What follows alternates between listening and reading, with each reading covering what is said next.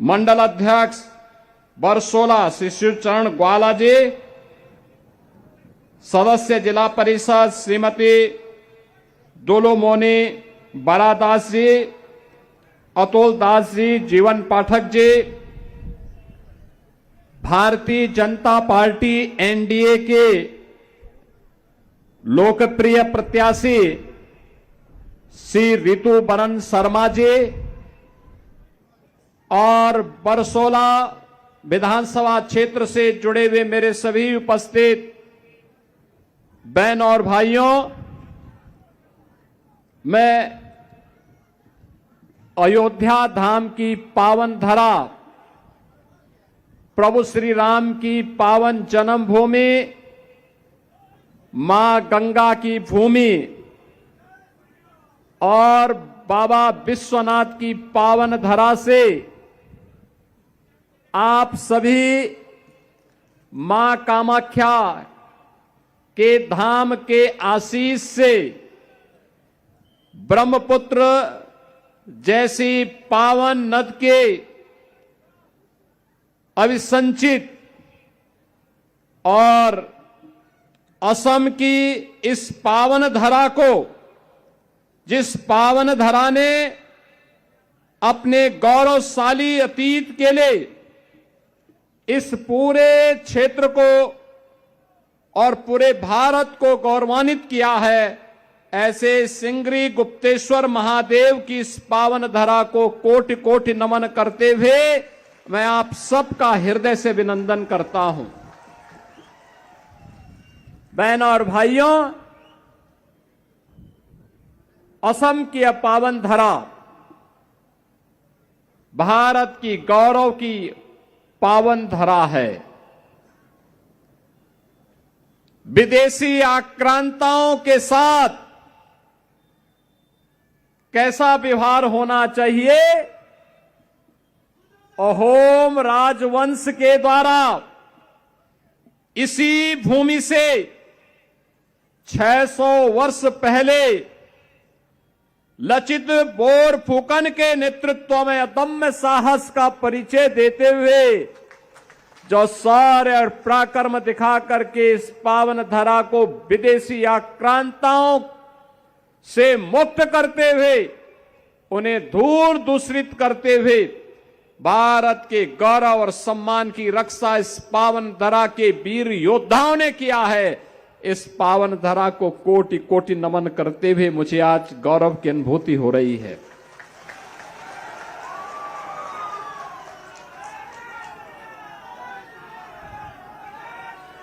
एक और मां कामाख्या का आशीर्वाद यहां के श्रमिकों और कामगारों की मेहनत और परिश्रम का परिणाम है कि यहां की चाय दुनिया के बाजारों में, दुनिया के घरों में लोगों को एक नई स्फूर्ति प्रदान करती है। तो दूसरी ओर संगीत और संस्कृति का अद्भुत संगम कैसे होना चाहिए, इसी पावन धरा के महासपूत भारत रत्न भूपेन हजारिका इसी पावन धरा ने देश को दिया था। याद करिए, ये वही धरा है बहनों और भाइयों, जिस धरा ने देश को विपरीत परिस्थितियों में एक नई पहचान देने का काम किया। और वह पहचान है जिस पहचान के बल पर आज पूरा भारत गौरव की अनुभूति करता है। बहनों और भाइयों, ये भारतीय जनता पार्टी की सरकार है, जिस सरकार ने आज इस पावन धरा से जुड़ी हुई इन विभूतियों को, उनके देश के प्रति योगदान को, असमिया संस्कृति को संरक्षण करने के कारण उन्हें सम्मानित करने का काम किया है। और उस परंपरा में याद करिए, आज के भारत के यशस्वी प्रधानमंत्री श्री नरेंद्र मोदी जी ने संगीत और संस्कृति के लिए असम के महानायक के रूप में भूपेन हजारिका को 2019 का भारत रत्न देकर के भारत रत्न की परंपरा को गौरवान्वित करवाया। सरदार अटल बिहारी वाजपेयी जी जब प्रधानमंत्री थे 1999 में,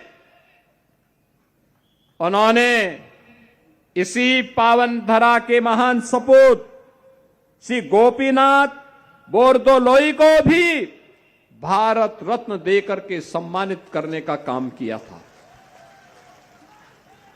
वैष्णव परंपरा में श्रीमंत शंकर देव की परंपरा हो या माधव देव की परंपरा, ये असम ने ही उसे देश और दुनिया तक पहुंचाने में अपना योगदान किया। जो धरा संगीत और संस्कृति की, अन्नदाता किसानों के संरक्षण की भूमि रही हो, जिसने विदेशी आक्रांताओं को धूल दूषित किया हो, उस पावन धरा के सामने कांग्रेस ने यूडीएफ के साथ मिलकर के पहचान का संकट खड़ा किया। यह पहचान का संकट किसी एक क्षेत्र में नहीं था, असमिया जाति के सामने, यहां की माटी के सामने, यहां की बेटी के सामने ये पहचान का संकट किसी ने खड़ा किया था। ये कांग्रेस और यूडीएफ का अघोषित समझौते के कारण हुआ था। तुष्टीकरण की नीति पर चल करके इन्होंने असमिया पहचान को पूरी तरह समाप्त करने का कुत्सित प्रयास किया। इन्होंने यहां की माटी के साथ घुसपैठियों को घुसा करके असम के सामने पहचान का संकट खड़ा किया। शासन की, असम के नागरिकों की, असम की बहनों की, असम के नौजवानों के हक पर घुसपैठियों के माध्यम से डकैती डलवाने का काम किया। बेटी के माध्यम से असमिया संस्कृति को इन्होंने पूरी तरह समाप्त करने की साजिश रची। लेकिन जब प्रधानमंत्री मोदी जी के नेतृत्व में दिल्ली में सरकार बनी, असम के अंदर डबल इंजन की सरकार आई, पहले श्री सर्बानंद सोनोवाल जी के नेतृत्व में और फिर आज के लोकप्रिय मुख्यमंत्री श्री हेमंत बिस्व शर्मा जी के नेतृत्व में जब यहां पर फिर से सरकार बनी, तो बहनों और भाइयों, अब असम चाय की स्फूर्ति के साथ साथ चिप उत्पादन करने का भी एक नया केंद्र बन गया है। अब डबल इंजन की ये सरकार असम के पहचान को तो संरक्षित कर ही रही है। असमिया संगीत, असमिया संस्कृति, असमिया से जुड़े हुए महापुरुष, उनके नायक, महानायक, योद्धा, इन सबको तो सम्मान मिल ही रहा है। अब असम में विकास और विरासत का एक अद्भुत समन्वय देखने को मिल रहा है। याद करिए, मां कामाख्या का कॉरिडोर का निर्माण हो रहा है।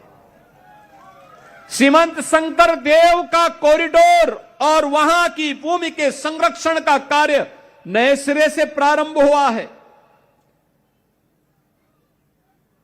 गरीबों को मिलने वाली योजना का लाभ बिना भेदभाव के उन तक पहुंचेगा। डबल इंजन सरकार ने 10 वर्ष के अंदर वह करके दिखाया है। पहले यहां के गरीब का राशन विदेशी घुसपैठिए खा जाते थे, आज असम के हर नागरिक को राशन की सुविधा का लाभ मोदी जी के नेतृत्व में और हेमंत बिस्व शर्मा जी के नेतृत्व में प्राप्त हो रहा है। उज्ज्वला योजना में रसोई गैस का सिलेंडर मिल रहा है। प्रधानमंत्री आयुष्मान भारत की स्कीम के तहत हर गरीब को 5 लाख रुपए का स्वास्थ्य की सुविधा उपलब्ध करवाने का कार्य हो रहा है। प्रधानमंत्री आवास योजना में आवास है तो नौजवानों के लिए रोजगार और नौकरी की सुविधा भी है। यहां पर अब चाय बागान में कार्य करने वाली बहनों के लिए, वहां पर कार्य करने वाले कारीगर और नौजवानों के लिए भी एक स्पेशल पैकेज की व्यवस्था है। असम के लोगों को सुविधा मिलेगी, उनका संरक्षण होगा, लेकिन एक एक घुसपैठी को निकाल बाहर करेंगे। यह भी डबल इंजन सरकार का एक संकल्प है। बहनों और भाइयों, कांग्रेस घुसपैठ कराती थी, बीजेपी घुसपैठियों को निकाल बाहर करती है। कांग्रेस दंगा करवाती थी, आज दंगा मुक्त और कर्फ्यू मुक्त असम के निर्माण के लिए डबल इंजन की भाजपा की सरकार पूरी प्रतिबद्धता के साथ कार्य कर रही है। बहनों और भाइयों, जहां भी भाजपा की सरकार आई है, ऐसे ही शांति, सुरक्षा और समृद्धि आई है। पहले उत्तर प्रदेश में हर दूसरे तीसरे दिन एक बड़ा दंगा होता था, कर्फ्यू लगता था, महीनों महीनों कर्फ्यू लगता था। उत्तर प्रदेश की आबादी आज 25 करोड़। 25 करोड़ आबादी में पिछले 9 वर्ष में नो कर्फ्यू, नो दंगा, यूपी में सब चंगा।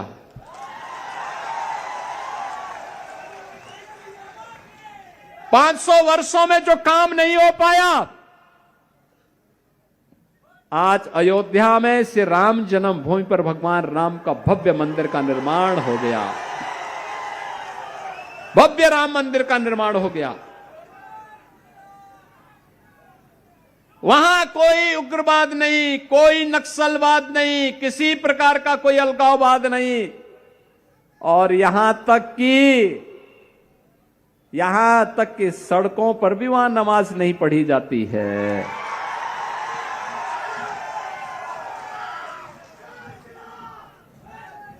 नहीं पढ़ी जाती है।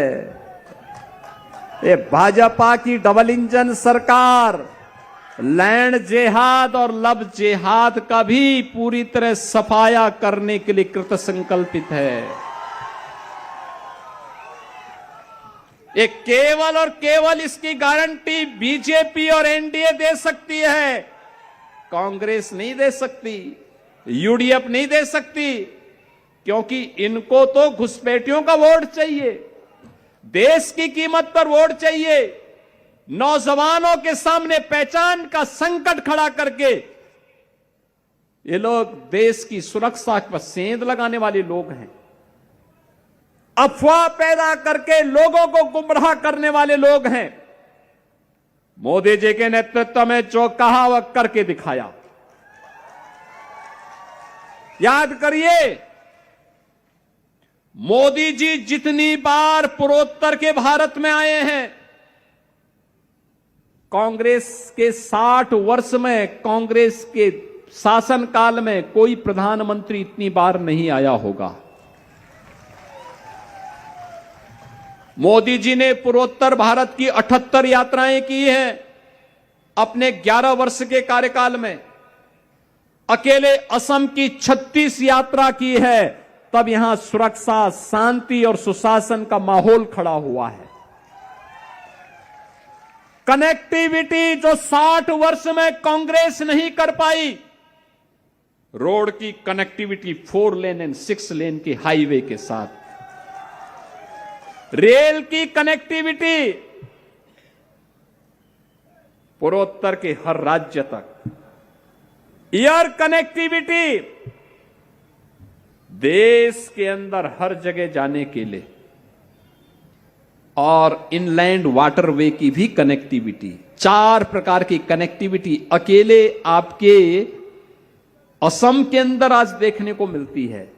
रोड की कनेक्टिविटी हो, रेलवे की कनेक्टिविटी हो, एयर की कनेक्टिविटी हो, या फिर इनलैंड वाटरवे की कनेक्टिविटी, ये डबल इंजन की सरकार का मोदी जी के नेतृत्व में किया गया कार्य है जो आज असम को एक नई पहचान दिला रहा है। याद करिए, पहले मेडिकल कॉलेज नहीं थे, इंजीनियरिंग कॉलेज नहीं थे।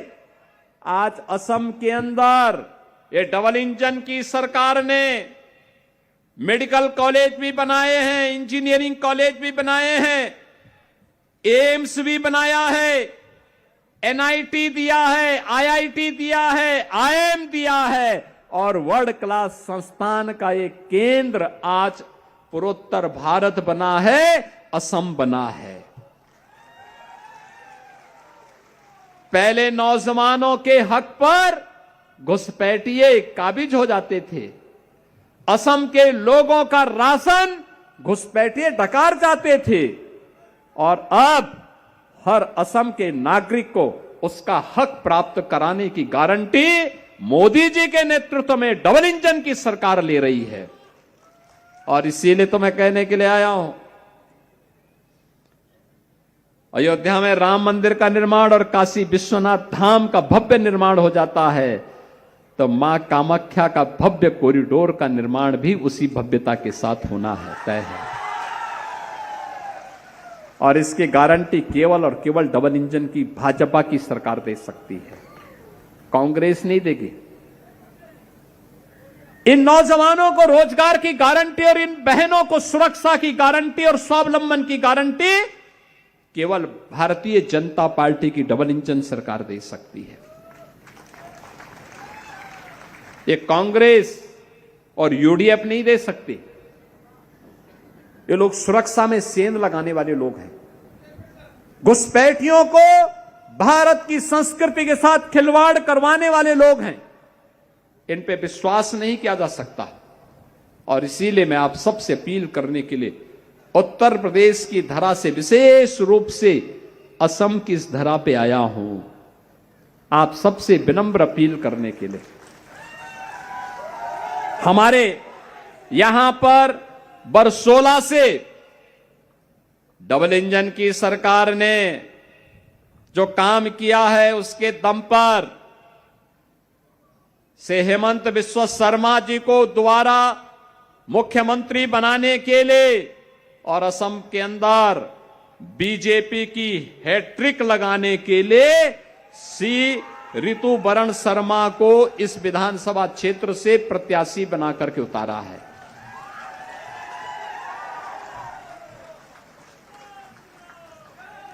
ऋतुवरण शर्मा का समर्थन देने के लिए श्री गणेश कुमार लिंबू, हमारे जो वर्तमान प्रेजेंट विधायक हैं, ये भी यहां पर उपस्थित हैं।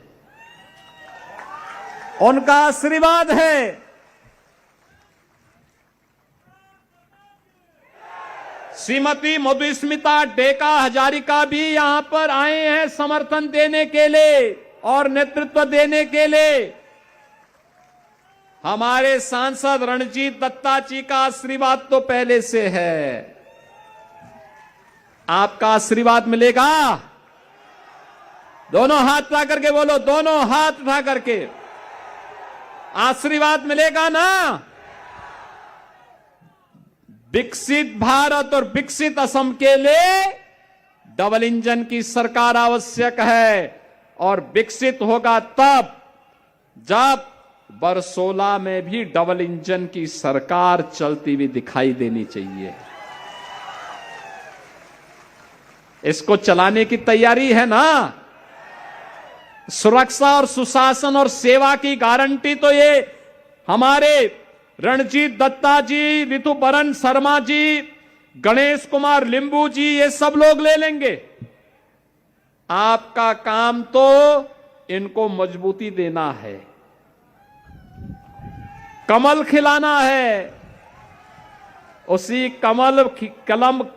कमल में मां कामाख्या का आशीर्वाद इनको प्राप्त होगा और मां लक्ष्मी समृद्धि लाने का काम कर देगी। ये सब करवाएंगे ना? दोनों हाथ ला करके आशीर्वाद दीजिए, दोनों हाथ ला करके, जहां तक आवाज जा रही है।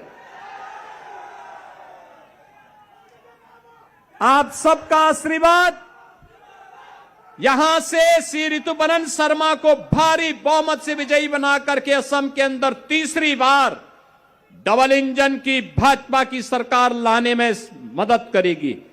और बहनों और भाइयों, डबल इंजन की सरकार आपको सुरक्षा की गारंटी देगी, नौजवानों को नौकरी और रोजगार की गारंटी देगी, बहनों को स्वावलंबन और सुरक्षा की गारंटी देगी, असम को सुशासन और असम को समृद्धि के नए सोपान तक पहुंचाने के साथ ही विकसित असम की परिकल्पना को साकार करने में अपना योगदान देगी। और इसी के लिए आप सबका अपील करने के लिए मैं विशेष रूप से आया हूं। आप सभी लोग 9 अप्रैल को भारी बहुमत से कमल चुनाव चिन्ह पर श्री ऋतुपर्ण शर्मा को भारी बहुमत से विजयी बनाने में अपना योगदान दें। सभी लोग देंगे? सभी लोग देंगे ना? तो मेरे साथ बोलेंगे, भारत माता की, भारत माता की, भारत माता की जय श्री राम, जय जय श्री राम।